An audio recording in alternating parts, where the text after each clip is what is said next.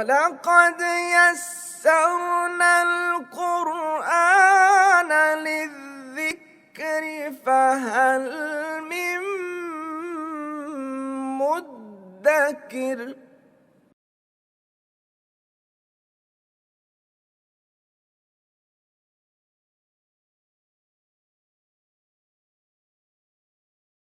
اعوذ باللہ من الشیطان الرجیم، بسم اللہ الرحمن الرحیم۔ تبت یدا ابی لہب وتب ما اغنی عنہ مالہ وما کسب، صدق اللہ العظیم۔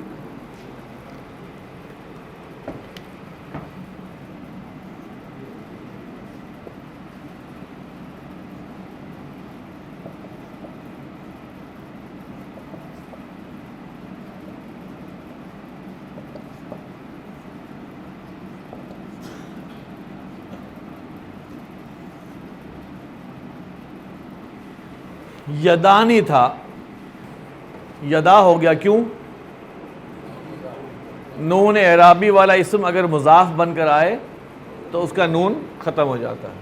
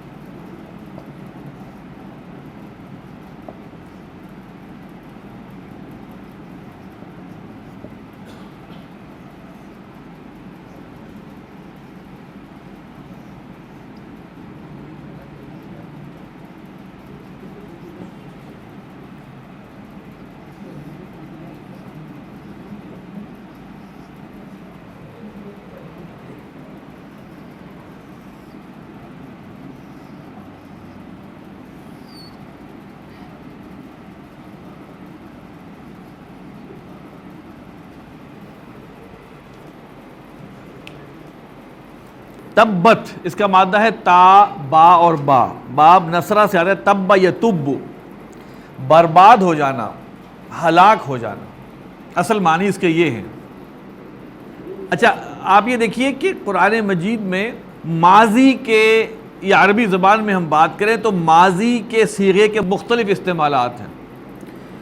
ایک ماضی کا صیغہ استعمال ہوتا ہے فعل ماضی کے لیے، ایک ماضی کا صیغہ وہاں استعمال ہوا ہے جہاں قیامت کے واقعات کا ذکر ہے، اور دلیل یہ دی جاتی ہے کہ وہ اتنے شیور ہیں، اتنے یقینی ہیں جیسے کہ وہ ہو چکے۔ اور تیسرا ماضی کا صیغہ استعمال کیا جاتا ہے دعا یا بد دعا کے لیے۔ رکوع سے اٹھتے ہیں سمع اللہ لمن حمدہ، تو ایک تو ہے اللہ نے سن لیا جس نے اس کی حمد کی، یا اللہ سن لے جو اس کی حمد کرے۔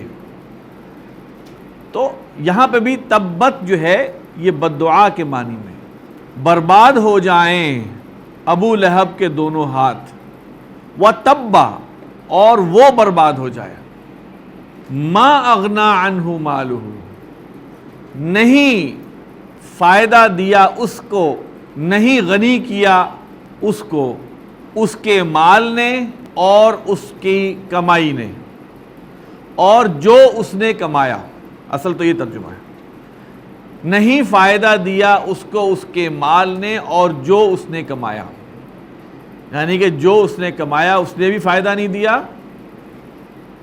اس نے بھی اس کو بچایا نہیں، غنی نہیں کیا، نہ اس کے بال نے۔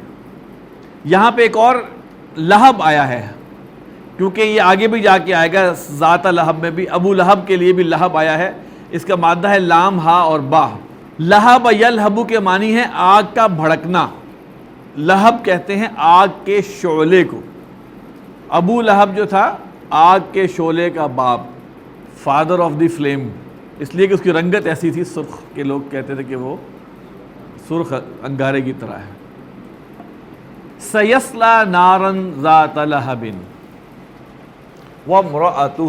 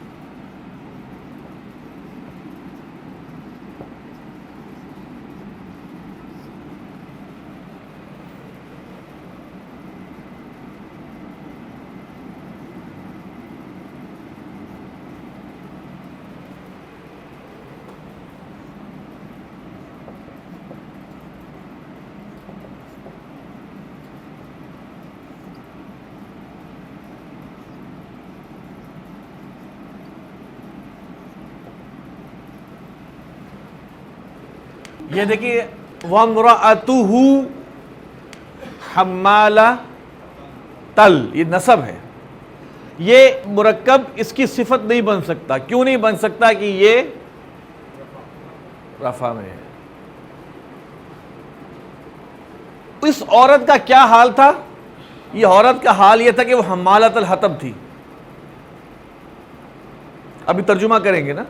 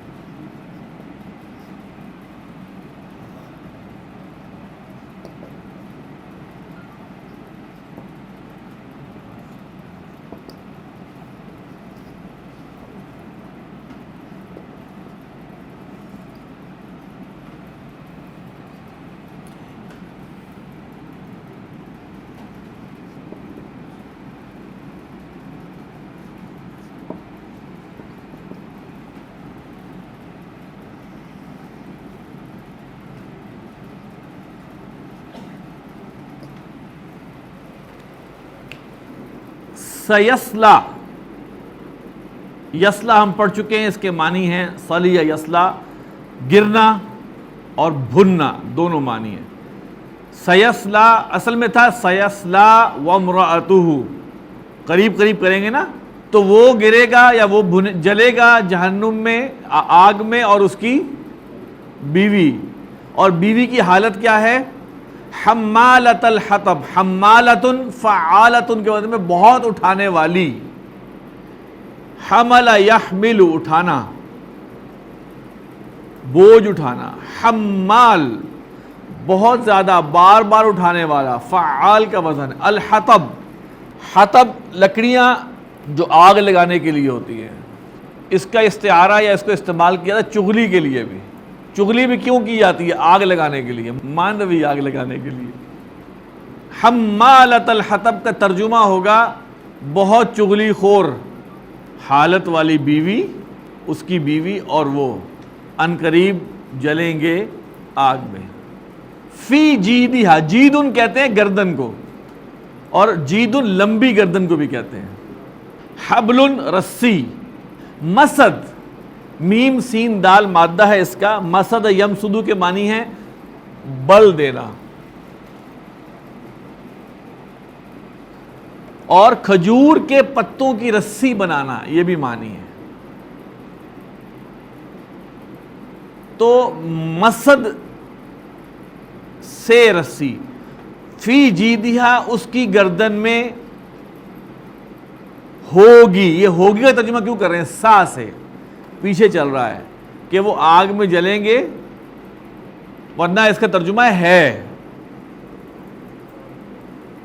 اس کی گردن میں ہوگی مسد کی رسی، جس کو پتوں کو بٹ کے رسی بناتے ہیں. جیسے کوئی عموماً ترجمہ ملے گا کو بٹی ہوئی رسی. تو فی جیدہا حبل من مسد، اس کی گردن میں ہوگی کھجور کی بٹی ہوئی رسی. صدق اللہ العظیم. سبحانک اللہم و بحمدک نشہد ان لا الہ الا انت نستغفرک و نتوب الیک.